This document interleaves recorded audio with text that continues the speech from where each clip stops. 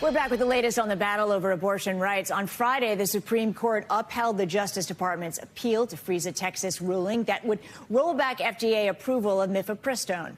Bottom line, this means the pill remains available to people living in states where it is legal. Two of the 9 justices publicly dissented from the ruling, Samuel Alito and Clarence Thomas. Justice Alito was the only justice to write an opinion on his decision. Alito claimed the Biden administration would not follow the court's order had it gone against the Justice Department. The White House has yet to respond to those claims, but Senate leader Chuck Schumer did speak out following the court's ruling, saying the fight for abortion access is far from over. This decision was a temporary victory. This is hardly the end of our fight to protect a woman's health care and a woman's right to choose. Make no mistake about it. The hard right anti-choice MAGA wing in this country will keep working and working and working to take away all women's rights. But we will fight it and fight it and fight it. NBC News legal analyst Danny Cevallos joins us now to talk about this ruling. It isn't just the name of this pill, Mifepristone, that's difficult to say. This is a complicated story. What happens now? Last week, describing the procedural status of this case would have been really difficult. But today, it is now much easier because I don't have to explain what the district court did and how the Fifth Circuit held it up in part, but not in other ways. Now the Supreme Court's made it very easy. Basically, we've gotten into a time machine. We've gone back about 2 or 3 weeks. Everything is the same as it was before the district court in Texas ever got involved. That's because the Supreme Court has issued what's called a stay. It has hit a pause button on the district court in Texas's ruling. So everything remains the same, the status quo ante, before the Texas district court ever got involved. So Mifepristone is as available as it was a month ago.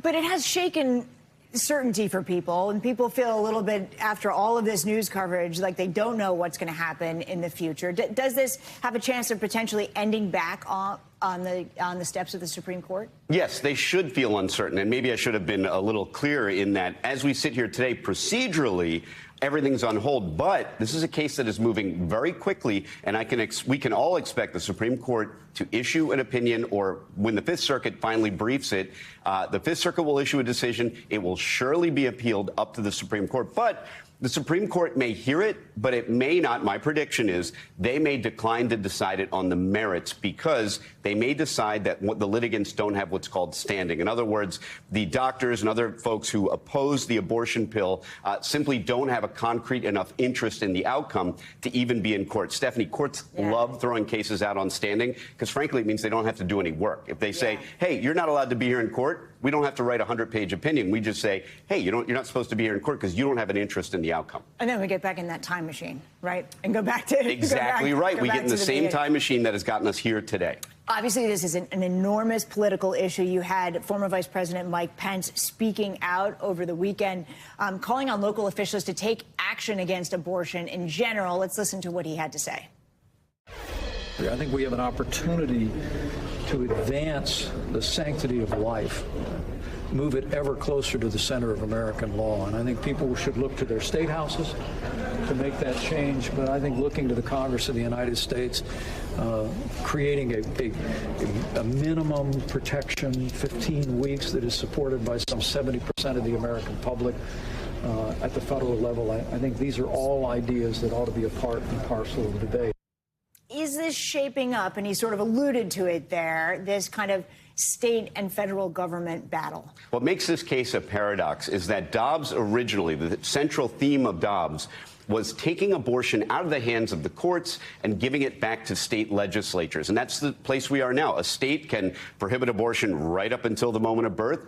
Or it can, they can prohibit abortion outright or permit abortion right up until the moment of birth. And we're seeing that already. But this decision is really more about federal courts' oversight of, say, FDA approval, which in a sense runs counter to the entire theme of Dobbs, which is abortion should be left to the states. Well, if that's so, now you have a federal district court judge with no apparent training in medicine or was not elected, was appointed, making a decision on an abortion pill that affects the entire nation.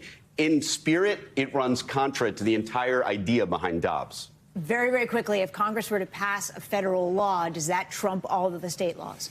It does, and that's the way even the conservative justices on the court would see this as working properly. They would prefer, at least in theory, that the legislatures address this issue, whether it's Congress or state legislatures, rather than 9 unelected justices.